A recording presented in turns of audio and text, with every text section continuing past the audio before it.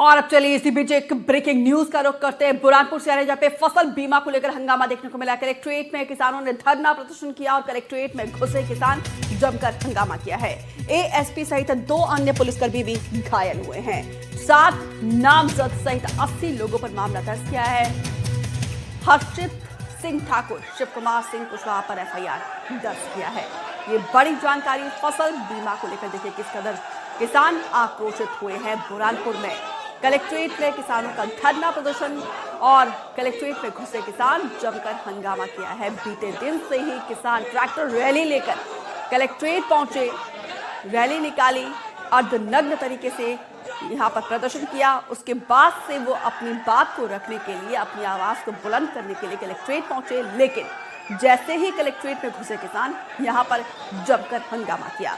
इस दौरान एएसपी सहित 2 अन्य पुलिसकर्मी भी घायल हुए हैं और यहां पर झूमा झटकी होता देखकर 7 नामजद सहित 80 लोगों पर मामला दर्ज किया गया है।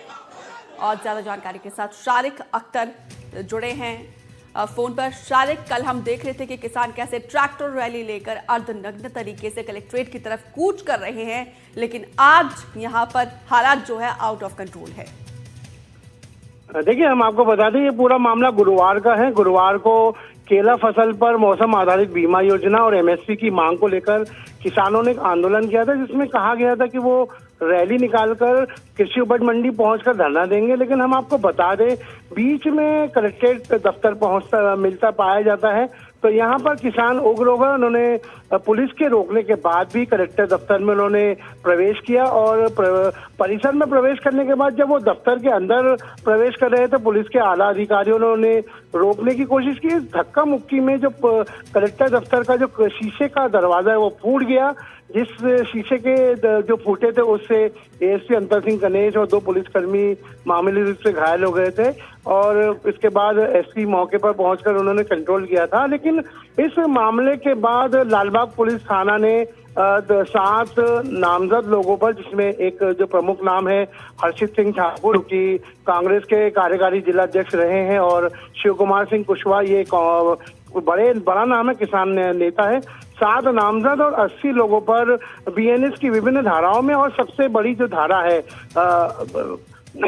सार्वजनिक संपत्ति नुकसान अधिनियम 1984 की 3 धारा के तहत ये केस दर्ज किया गया है। हम आपको बता दें अभी एफआईआर के बाद जिले की राजनीतिक गरमाने देखना होगा कि किसानों का आगे क्या रुख रहता है इस पूरे मामले में। अब पुलिस ने भी कार्रवाई की है। फिलहाल जानकारी देने के लिए आपका बहुत बहुत शुक्रिया। आगे बढ़ेंगे। एमपी हाईकोर्ट पहुंचा है शिक्षकों का अटेंडेंस का विवाद। मामले का 30 अक्टूबर को अगली सुनवाई होने जा रही है और हमारे शिक्षक ऐप के खिलाफ हाईकोर्ट पहुंचे हैं शिक्षक। अलग अलग जिलों में 27 टीचर्स पहुंचे हैं हाईकोर्ट। आदेश को चुनौती देते हुए लगाई याचिका।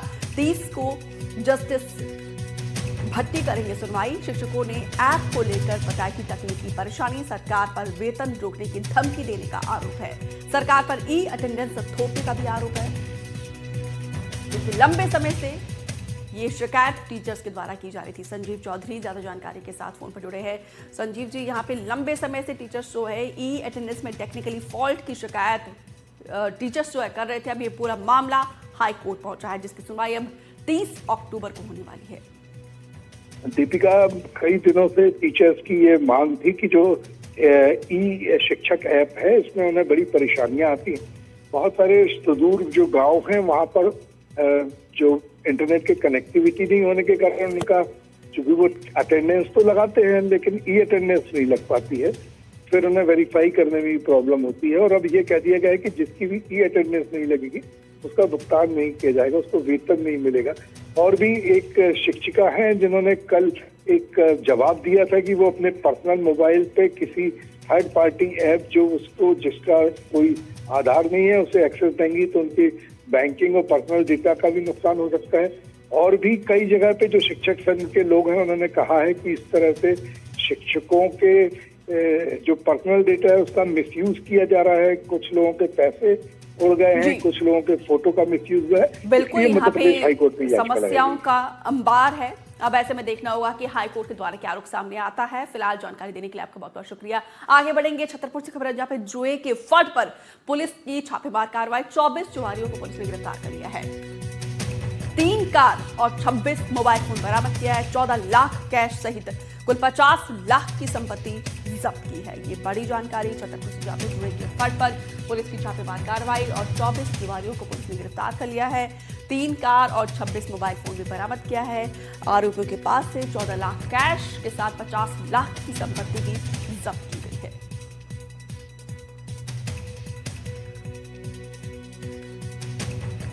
छतरपुर इलाके में इन दिनों पुलिस जुआरियों के खिलाफ ताबड़तोड़ कार्रवाई कर रही है और आज भी देखिए यहाँ पे बड़ा एक्शन लिया गया है। आरोपियों के खिलाफ न सिर्फ कार्रवाई की गई बल्कि उनके पास से कैश और कार भी जब्त किया है।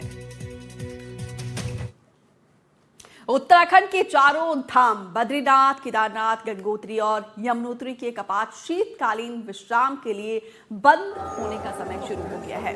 ये परंपरा धार्मिक आस्था, सांस्कृतिक रस्मों और यात्रा अवधि को दर्शाती है। कपाट बंद होने की तिथियां विजयदशमी के दिन निर्धारित होती है, जिसके बाद से मंदिरों में विशिष्ट पूजा अर्चना प्रक्रिया संपन्न हो जाती है। चारों धाम की यात्रा अवधि अलग अलग होती है, जिसमें श्री बद्रीनाथ सबसे लंबी यात्रा का केंद्र है।